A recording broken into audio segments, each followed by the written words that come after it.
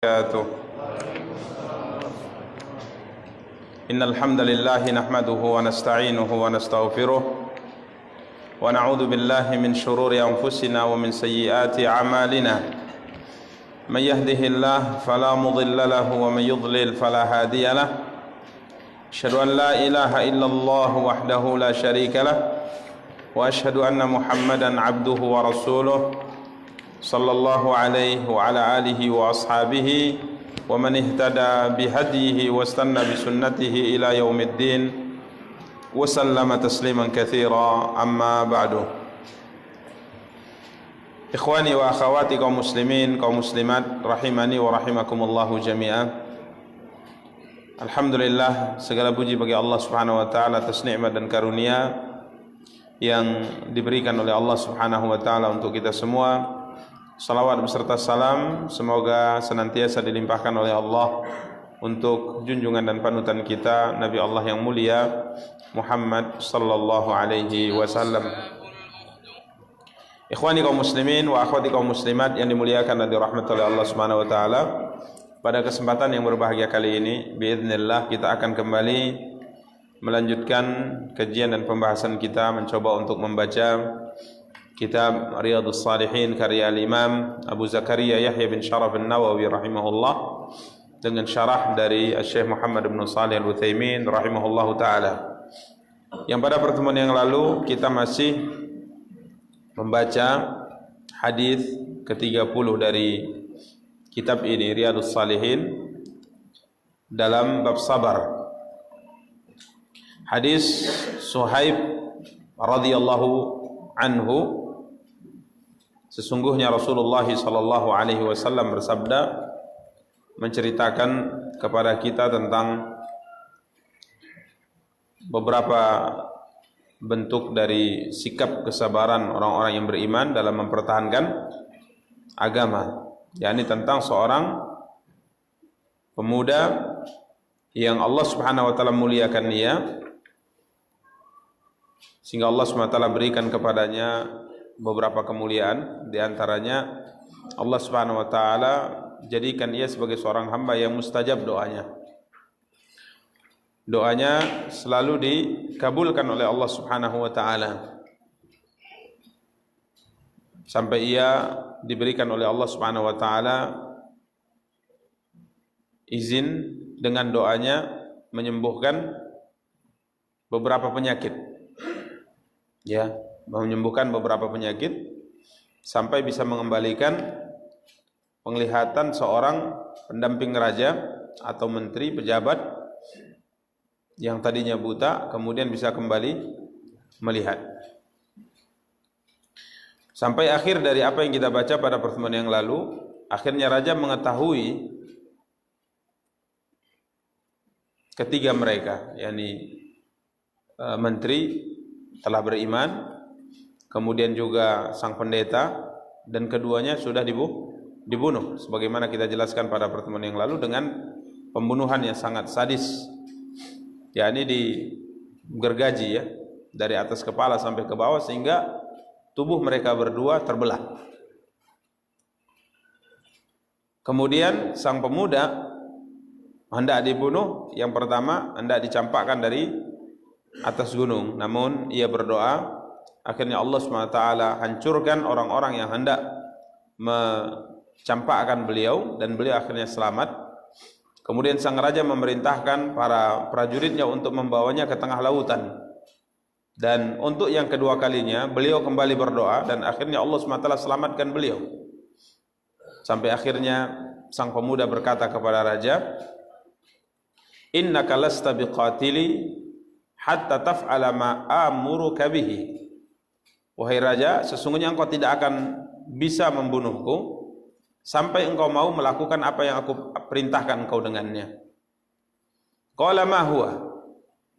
Maka sang raja bertanya, apa itu? Maka sang pemuda mengatakan, kumpulkan manusia, seluruh manusia di kota ini dalam satu tempat, mungkin di lapangan atau di tempat terbuka, wa taslibuni ala jid'in. Kemudian engkau ikat aku pada satu batang pohon, ya, dalam sebagian riwayat diikat dalam keadaan disalib di sebatang pohon. Summa khudh sahman min kinanati, kemudian ambillah anak panah. Summa dha'is sahma fi kabidil qaus, kemudian setelahnya letakkan anak panah tadi di busur. Kemudian panahlah aku dengan membaca Bismillahi Rabbil Ghulam. Ya, kemudian bacalah ya tatkala memanah bacaan ini dengan menyebut nama Allah, Rabbnya pemuda ini, Tuhannya pemuda ini. Fa innaka idza fa'alta dzalika qataltani, kalau seandainya engkau mau melakukan apa yang aku usulkan ini, maka engkau pasti bisa membunuhku. Maka tentunya sang raja dengan usulan yang disampaikan oleh sang pemuda sangat menerimanya ya, karena memang tujuannya untuk membunuh sang pemuda. Maka dikumpulkanlah semua manusia di kota itu pada satu tempat, kemudian ia disalib. Ya, kemudian dilakukan apa yang dia sarankan, diambil anak panah, kemudian busurnya, kemudian dipanah dengan membaca apa? Bismillahirrabbilgulam, dan tepat mengenai bawah leher anak pemuda ini. Fawqa as-sahma fi sudghihi fawada'a yadahu fi sudghihi famata. Maka sang pemuda pun tatkala terkena panah dia pegang, ya, dia pegang tempat yang terkena panah tadi, mengalirkan darah sangat banyak, kemudian sang pemuda tadi pun meninggal. Maka apa yang dikatakan oleh manusia tatkala mereka menyaksikan apa yang mereka saksikan? Amanna bi rabbil gulam, kami beriman dengan Tuhannya pemuda. Karena informasi yang terjadi sebelumnya bahwa sang raja tidak mampu membunuh pemuda ini, dibawa ke atas gunung, juga tidak mampu prajurit untuk menjatuhkan beliau ini ke jurang, dibawa ke tengah lautan juga seperti itu. Dan pemuda ini memiliki doa yang sangat mustajab. Ya, ini menyebar sudah di kota. Raja dengan semua tentaranya tidak mampu membunuh sang pemuda. Namun tatkala mereka melihat sang raja yang mengaku sebagai Tuhan, yang seharusnya memiliki kekuasaan, seharusnya mampu melakukan segalanya, lemah di hadapan pemuda ini dengan doanya kepada Allah, tatkala dia memanahnya dengan membaca Bismillahirrabbilgulam, manusia semua sadar bahwa di sana ada sesembahan yang kuat yang berhak untuk disembah. Adapun raja, sekalipun dia adalah manusia yang kuat, bengis, kejam dan sebagainya, tapi dia tetap tidak mampu melakukan apa-apa kepada pemuda ini. Maka setelah mereka mendengar pemuda ini dapat dibunuh dengan membaca Bismillahirrabbilgulam, akhirnya pemuda tadi pun meninggal, semua manusia pun beriman. Nah ya, semua manusia pun beriman. Maka subhanallah, disampaikan kepada raja, ara'aita ma kunta tahdhar, wahai raja, sesungguhnya apa yang kau takutkan selama ini sungguh telah terjadi. Qad amanan nas, semua manusia telah apa? Beriman. Semua manusia beriman. Mereka tidak mengakui lagi engkau adalah Tuhan yang harus disembah. Mereka semua beriman kepada Allah, beriman kepada Tuhannya pemuda ini. Maka apa yang dilakukan oleh sang raja? Fa'amara bil ukhdud bi afwahis sikaki fa khuddad. Maka diperintahkan untuk digali parit-parit. Ya, di gang-gang, di jalan-jalan diperintahkan untuk digali parit-parit. Kemudian di parit-parit ini dihidupkan apa? Api.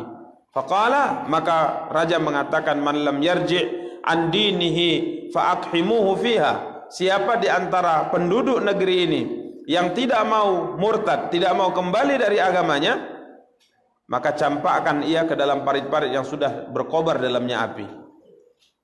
Au qila lahu iqtahim fa fa'alu, maka mereka pun melakukan ini, sehingga subhanallah banyak di antara mereka yang terbunuh. Dan cerita ini Allah ceritakan dalam surat apa?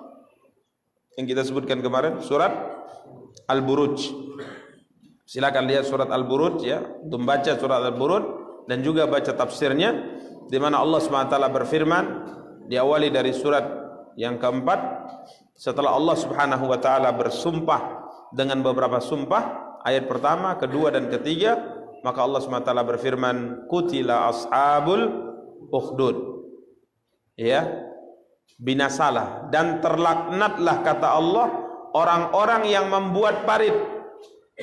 Ya, ini raja dan bala tentaranya membuat parit, kemudian menghidupkan apa? Api dan membakar hamba-hamba Allah di dalamnya. Ini diceritakan oleh Allah ceritanya di dalam surat Al-Buruj. Kemudian hatta ja'at imra'atun wa ma'aha sabiyyun laha. Sampai di antara yang diperintahkan untuk keluar dari agamanya, kalau tidak mau maka dicampakkan ke dalam parit tersebut, ada seorang wanita yang sedang menggendong anak bayinya. Ja'at imra'ah, didatangkan seorang wanita yang membawa anaknya yang masih bayi. Fataqa'asat an taqa'a fiha, maka wanita ini maju mundur. Dia tidak takut mati, akan tapi dia berpikir apa? Anaknya. Sayang dengan anaknya. Ini sang wanita.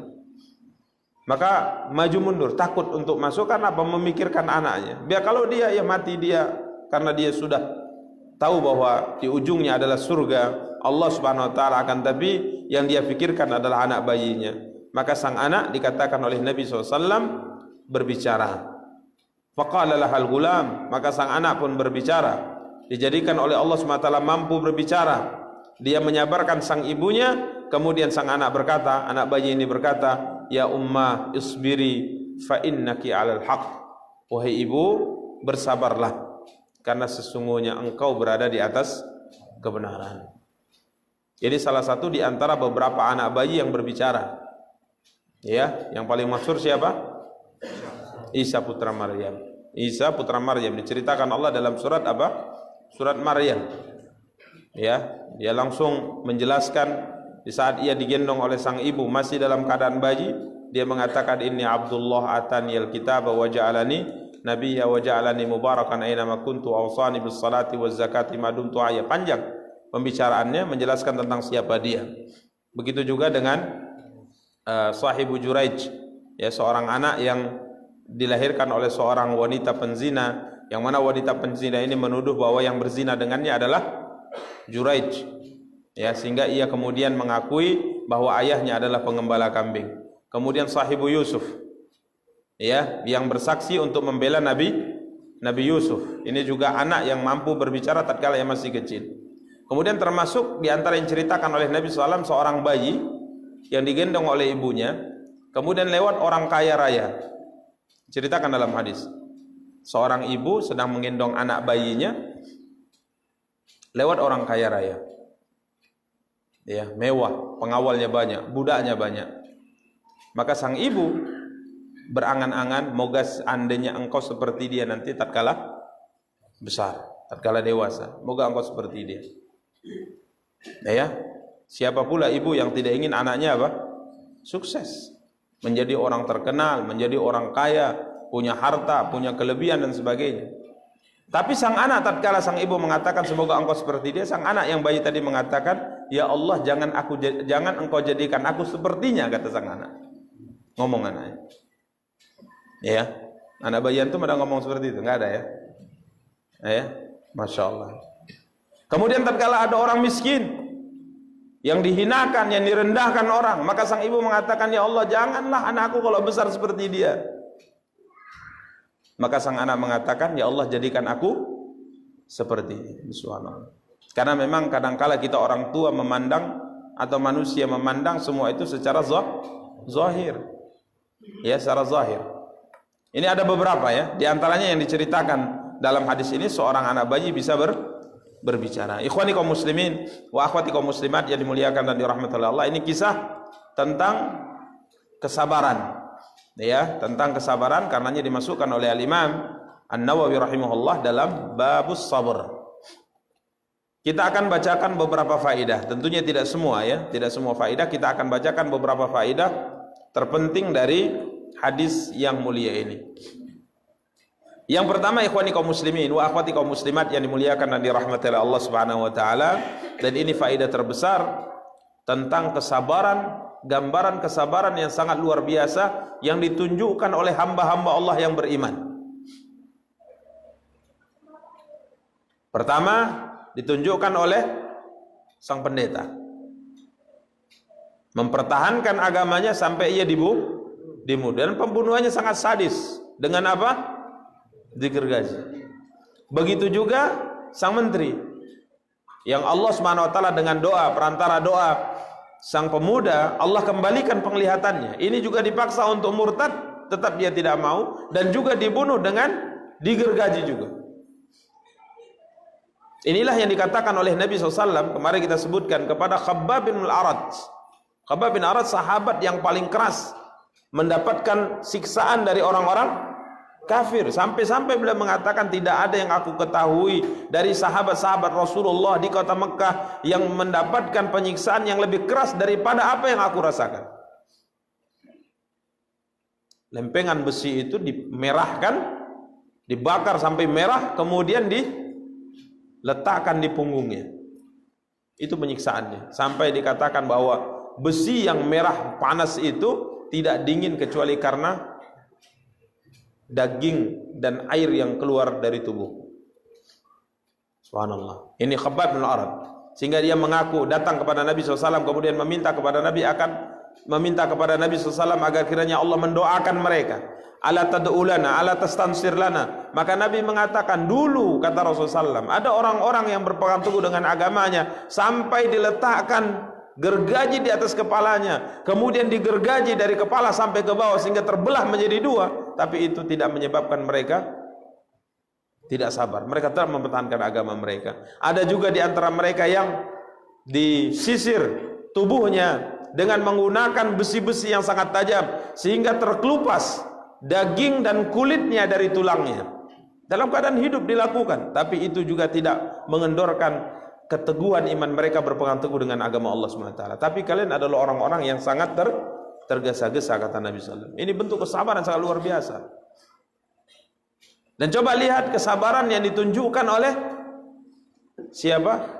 Sang pemuda. Dia rela mengorbankan nyawanya demi agar kiranya orang masuk ke dalam Islam. Dan coba lihat, perhatikan kesabaran orang-orang yang beriman. Mereka tidak mau keluar dari agama ini sekalipun harus dibunuh. Dengan apa? Dicampakkan, didorong kemana? Ke parit-parit besar yang sudah berkobar di dalamnya api. Ini kesabaran sangat luar biasa. Makanya ikhwani kaum muslimin wa akhwati kaum muslimat yang dimuliakan dan dirahmati oleh Allah, ini gambaran kesabaran yang sangat luar biasa yang ditunjukkan oleh mereka-mereka yang diceritakan oleh Nabi kita yang mulia SAW dalam hadis yang mulia ini. Maka tidak ada pilihan kita kecuali bersabar, berpegang teguh dengan agama Allah Subhanahu wa ta'ala. Maka Allah SWT perintahkan Nabi kita yang mulia SAW bersabar sebagaimana bersabarnya para Nabi. Allah mengatakan, fasbir kama sabara ulul azmi minar rusul. Bersabarlah engkau sebagaimana bersabarnya orang-orang yang dipilih oleh Allah, yakni ulul azm, yang memiliki tekad yang kuat, yakni para nabi-nabi pilihan Allah. Nabi Nuh alaihi salatu wassalam, Nabi Ibrahim alaihi salatu wassalam, Nabi Musa alaihi salatu wassalam, Nabi Isa alaihi salatu wassalam. Ini ikhwani kaum muslimin wa akhwati kaum muslimat yang dimuliakan dan dirahmati oleh Allah Subhanahu wa taala. Kemudian ada catatan faedah yang harus kita luruskan di sini terkait dengan kesabaran sang pemuda mengorbankan nyawanya demi agar orang masuk Islam. Hadis ini dijadikan dalil oleh sebagian kelompok yang menghalalkan bom bunuh diri. Mereka memakai hadis yang mulia ini. Dan ketahuilah ikhwani kaum muslimin dan muliakan dan dirahmati oleh Allah, ada beberapa riwayat yang dipakai oleh sebahagian kelompok yang menghalalkan apa? Bom bunuh diri. Ada yang dipakai oleh mereka beberapa riwayat. Di antaranya hadis yang mulia ini. Ya, di antara yang mereka pakai yang sering saya dengar mereka menggunakannya adalah hadis Bara' bin Malik, ya. Hadis Bara' bin Malik, kemudian hadis Abu Ayyub Al-Ansari radhiyallahu taala. Ini mereka selalu pakai. Jadi dalam pengepungan benteng Konstantinopel ada salah seorang di antara pasukan kaum muslimin maju sendirian menyerang barisan musuh yang jumlahnya ratusan ribu. Dia maju dengan senjatanya sendirian. Jadi pasukan kaum muslimin berada di barisannya, tiba-tiba karena ia ingin syahid, dia ingin berjihad, dia ingin memerangi musuh-musuh Allah SWT, dia maju sendirian. Ya. Sampai orang-orang berteriak, Apa kata para sahabat, pasukan kaum muslimin? Ini orang menceburkan dirinya, menjatuhkan dirinya ke dalam kebinasaan. Maka Abu Ayyub kala itu mengatakan tidak. Karena Allah Subhanahu wa taala tatkala berfirman, "Wala tulqu biaidikum ila tahlukah." Janganlah kalian menjatuhkan diri kalian ke dalam kebinasaan. Ayat yang kalian sebutkan untuk menyalahkan salah satu di antara pasukan kita menyerang sendirian ke barisan musuh, itu turun kepada kami. Kami yang paling paham tentang ayat itu. Ayat yang difirmankan oleh Allah dalam surah Al-Baqarah, "Wala tulqu biaidikum ila tahlukah," itu turun kepada kami orang Ansar. Jadi setelah Islam menyebar, pasukan Islam banyak, kaum muslimin sudah banyak, maka kami berkata kepada teman-teman sesama Ansar, sudah berapa tahun kebun kita tidak kita perbaiki. Mungkin ada pohon kurmanya yang mati harus disisip, mungkin kurang dipupuk, kurang diperhatikan, karena selama ini terus apa? Berjuang, sehingga untuk memperbaiki harta hampir bisa dikatakan tidak ada waktunya. Sekarang Islam sudah menyebar, pasukan Islam sudah banyak, jadi sudahlah kita wakilkan kepada generasi baru, kita perbaiki apa? Kebun kita, harta kita kelola dengan baik. Bahasa kita apa? Pensiun sebentar dari berjuang untuk Islam karena sudah ada anak muda. Maka apa yang diturunkan oleh Allah kepada mereka? Wa anfiqu fi sabilillahi wa la tulqu bi aydikum ila tahlukati wa ahsinu innallaha yuhibbul muhsinin. Infakkanlah, kata Allah, wa anfiqu fi sabilillah, infakkanlah harta kalian di jalan Allah dan jangan jatuhkan diri kalian ke dalam kebinasaan. Artinya para ulama mengatakan, Abu Ayyub mengatakan, kebinasaan itu adalah tatkala seorang meninggalkan jihad dan sibuk dengan hartanya. Kebinasaan itu adalah tatkala orang duduk santai di rumahnya dan tidak berjuang untuk Islam. Inilah kebinasaan. Adapun pasukan kita yang dengan sendiri menyerang musuh, ini tidak sedang menjatuhkan dirinya dalam kebinasaan. Sebagian orang mengatakan tuh menunjukkan bahwa bom bunuh diri hukumnya apa? Boleh. Kenapa? Menurut mereka seorang yang memakai di tubuhnya apa? Bom dipakai, kemudian dia maju sendirian, ini sama seperti orang yang menyerang pasukan musuh dengan sendirian. Maka jawabannya mudah. Jawabannya apa? Sangat mudah. Para ulama mengatakan dua pelaku ini, yang satu yang diceritakan dalam pengepungan benteng Konstantinopel, tatkala dia menyerang dengan sendirinya, pertama, pastikah dia mati? Pastikah dia mati? Belum tentu. Siapa yang bisa memastikan dia mati? Antum tahu Zubair bin Awam radhiyallahu taala. Teman-temannya dari kalangan pasukan mengatakan, "Zubair, Aba Abdullah, apa pendapatmu kita belah barisan pasukan Romawi ini sampai ujung, kemudian kita balik. Coba gimana kita cobaan? Ini barisannya itu ratusan ribu. Gimana beberapa orang kita coba ini, sanggup nggak kita masuk ke jantung pertahanan mereka sampai ujung, kemudian balik lagi?" Apa kata Zubair bin Awam? Zubair bin Awam hawari Rasulullah, pembela siapa? Rasulullah SAW. Nanti kalian nggak sanggup. Oh, insya Allah sanggup. Ayo, kata Zubair bin Awam, kalian di belakangku. Maka mulai mereka menyerang, hanya beberapa orang saja, menembus barisan Romawi sampai di ujung. Cuman Zubair bin Awam sendirian. Yang lainnya memang nggak sanggup, mundur, nggak bisa menembus pertahanan orang-orang Romawi. Kecuali siapa? Zubair bin Awam, sampai ujung beliau. Sampai ujung, balik sendiri, selamat. Tentunya berperang habis-habisan. Makanya sekujur tubuh, kata Abdullah bin Zubair, sekujur tubuh ayahku semuanya penuh luka. Sampai ada luka itu seperti lubang yang aku biasa memasukkan 5 jariku ke dalam. Itu Zubair bin Awam. Jadi pastikah mati kalau menyerang sendirian? Tidak. Tapi kalau bom bunuh diri pasti mati.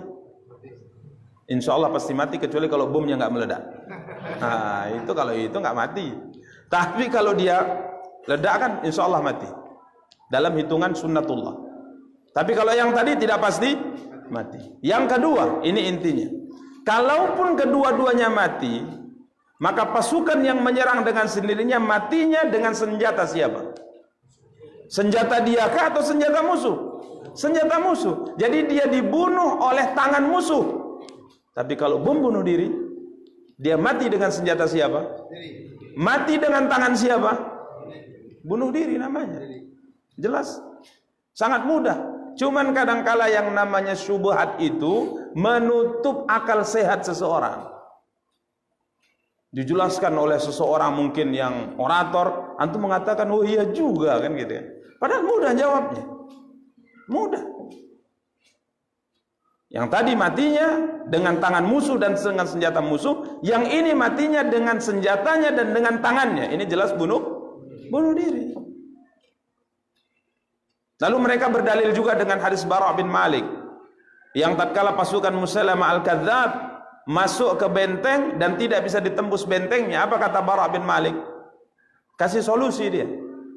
Apa kata Bara' bin Malik? Letakkan aku di Turs. Turs itu tameng. Letakkan aku di tameng dan angkat aku, campakkan aku ke dalam. Ini Bara' bin Malik. Berani orangnya, karena badannya juga kecil. Ya, kalau badannya besar nggak bisa diangkat, kecil badannya. Letakkan aku di tameng, kemudian angkat dengan tombak, campakkan aku ke dalam. Aku akan bukakan pintu untuk pasukan kita. Padahal di dalam sudah menunggu ribuan pedang. Berani, campakkan ke dalam, kemudian dia berperang dengan sendiri dan berhasil membuka benteng dan kaum muslimin masuk. Terluka parah, dibopong tapi tidak meninggal. Mereka mengatakan ini bukti bom bunuh diri itu boleh. Jawabannya sama seperti yang tadi. Dia masuk sendirian, mungkinkah mati? Pastikah mati? Jawabannya tidak. Buktinya boleh sehat. Bisa Bisa terus berjuang, berperang, berjihad kemudian. Kemudian kalaupun beliau mati di tangan siapa? Di tangan musuh dan dengan senjata musuh. Beda dengan orang yang meledakkan dirinya. Ini mati dengan senjatanya, mati dengan tangannya. Maka tatkala mereka berdalil dengan hadis yang mulia ini, kita juga nyatakan bahwa dua hal ini berbeda. Siapa yang memanahnya? Raja tadi kan? Raja yang memanahnya, raja yang membunuhnya. Sekalipun itu atas saran dia. Karena untuk mengejar maslahat yang lebih besar. Contoh misalnya kalau ada pasukan menjatuhkan mental perang musuh, dia maju sendirian untuk menjatuhkan mental mereka, kemungkinan besar terbunuh, silahkan, tidak ada masalah. Tapi jangan engkau bunuh dirimu dengan menggunakan tangan dan senjatamu, itu namanya bunuh diri. Nabi kita yang mulia SAW mengancam orang yang melakukan tindakan bunuh diri dengan ancaman yang sangat keras. Ini kaum muslimin yang dimuliakan dan dirahmati oleh Allah. Jadi hukum bunuh diri hukumnya apa? Haram. Maka jangan antum sebutkan bom syahid. Mana ada bom syahid? Yang ada bom bunuh diri. Supaya orang tahu bahwa itu bunuh diri. Ya, itu bunuh diri. Ini saya sampaikan bukan karena saya di masjid ini ya. Di masjid Forest bin J. Karena memang ini adalah dalil yang sesuai dengan apa yang dijelaskan oleh para ulama kita. Ya, ini ikhwani kaum muslimin wa akhwati kaum muslimat yang dimuliakan dan dirahmati oleh Allah Subhanahu wa taala. Jadi jelas ya, beda kasus, dan ini tidak bisa dijadikan sebagai dalil sebagian kelompok yang menyatakan bahwa bom bunuh diri termasuk bagian daripada jihad. Ditambah lagi bom bunuh diri yang mereka lakukan sudahlah salah bunuh diri, dan peledakannya yang dulunya mungkin dilakukan di barisan musuh itu pun hukumnya salah, tapi sekarang di akhir-akhir ini kita lihat mereka meledakkannya di barisan kaum muslimin. Sampai ada yang melakukan tindakan bom bunuh diri, meledakkan dirinya di masjid. Itu bom apa lagi namanya itu coba? Mungkin tidak cukup kita mengatakan bom bunuh diri, tapi mungkin lebih parah dari itu lagi. Ya. Kalau meledakkan dirinya di barisan musuh itu saja diharamkan karena ia telah membunuh dirinya, bagaimana ia meledakkan di barisan kaum muslimin? Tentunya dosanya lebih besar. Makanya para ulama menulis satu karya dengan logika apa dan dengan agama mana bom bunuh diri dikatakan jihad? Dengan logika apa? Ya, seorang masuk surga dengan amal ibadah kepada Allah SWT, sedangkan Anda ingin masuk surga dengan maksiat. Coba antum bayangkan. Tapi ini saya katakan, syubhat itu kadangkala menutup akal sehat seseorang. Kita masuk surga dengan amal saleh, dengan sholat, dengan zakat, dengan puasa, dengan jihad, dengan birrul walidain, dengan yang lainnya. Datang dia masuk surga dengan apa? Bom bunuh diri. Masuk surga dengan bunuh diri, masuk surga dengan membunuh seorang muslim. Coba bayangkan, gimana dia masuk surga dengan itu? Tapi beginilah syubhat. Makanya hati-hati, karenanya para ulama selalu ingatkan, agama ini adalah ilmu ini adalah bahagian daripada agama. Maka lihatlah kepada siapa Anda menimba ilmu. Karena kadang-kadang ilmu kita belajar sembarangan sehingga akhirnya kita lihat kesesatan menurut kedangkalan ilmu kita merupakan kebenaran. Ini ikhwani kaum muslimin wa akhwati kaum muslimat yang dimuliakan dan dirahmati oleh Allah Subhanahu wa taala. Jadi ini faedah yang pertama ya, bagaimana Nabi kita yang mulia sallallahu alaihi wasallam menggambarkan kepada kita, menceritakan kepada kita tentang apa? Kesabaran yang sangat luar biasa ya, kesabaran yang sangat luar biasa dari orang-orang yang beriman ini yang mengikuti ajaran Nabi Isa alaihi assalatu wassalam. Kemudian ikhwani kaum muslimin, faedah berikutnya,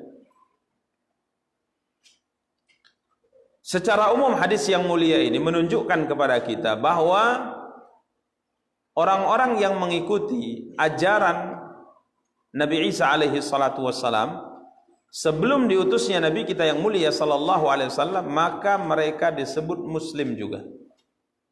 Ingat, sebelum diutusnya Nabi kita yang mulia sallallahu alaihi wasallam, ya, mereka dinyatakan muslim, dan mereka yang beriman dari mereka, melakukan amal salih dari mereka, juga akan Allah masukkan ke dalam surga Allah SWT. Namun setelah diutusnya Nabi, maka tidak ada Islam kecuali Islam yang dibawa oleh Nabi kita yang mulia SAW. Selain pengikut Muhammad SAW, sekalipun mengikuti nabi-nabi sebelum beliau, tapi kalau tidak beriman dengan Muhammad SAW, maka disebut kafir. Ini keyakinan kita. Maka ikhwani kaum muslimin wa akhwati kaum muslimat yang dimuliakan dan dirahmati oleh Allah, sang pendeta, kemudian menteri tadi, anak muda ini, dan semua orang yang bertahan dengan keyakinan agama Nabi Isa alaihi salatu wasallam di zaman yang diceritakan oleh Nabi sallallahu alaihi wasallam ini, semua mereka dijamin masuk surga. Waktu itu agama mereka apa? Nasrani. Dan kalau antum baca nanti dalam tafsir surat Al-Buruj, antum akan dapati bahwa surat Al-Buruj ini keterkaitannya sangat erat dengan penyerangan Abraha ke Mekah. Ya, lanjut ceritanya itu. Dan ini sebelum dilahirkannya siapa? Nabi kita yang mulia sallallahu alaihi wasallam. Karena setelah raja ini membakar orang-orang Nasrani, ini kejadiannya di Yaman ya. Mereka bakar orang-orang Nasrani di sana karena tidak mau murtad dari agama Nasrani. Maka akhirnya mereka, yakni orang-orang yang beriman, meminta pertolongan kepada raja Romawi untuk menyerang Yaman, membebaskan Yaman dari raja yang zalim ini. Maka akhirnya Romawi memerintahkan pasukan dari Habasyah untuk menyerang negeri Yaman. Akhirnya dikirimlah dua komandan perang besar, satu namanya Abraha, satu komandan perang namanya Aryad. Akhirnya kerajaan Yaman ini bisa ditaklukkan oleh pasukan ini, sehingga Yaman jatuh ke tangan orang-orang Nasrani. Kemudian akhirnya terjadi perselisihan antara Abraha dengan Aryad. Akhirnya Aryad berhasil dibunuh dan Abraha menjadi raja di negeri Yaman. Kemudian dia yang membangun gereja besar untuk menandingi apa? Ka'bah. Yang ceritanya Allah ceritakan juga dalam surat Al-Fil. Ya, dia bangun gereja besar, dia mengatakan aku akan palingkan haji Arab dari Mekah ke Yaman. Dia bangun gereja besar, gereja yang sangat tinggi, gereja yang sangat mewah, gereja yang sangat indah. Tapi orang-orang Arab marah. Ya, akhirnya mereka buang hajat di kiblat. Di kiblat apa? Gereja, sehingga tatkala Abraha tahu, maka dia marah, dia berjanji kepada Tuhan, dia akan menghancurkan apa?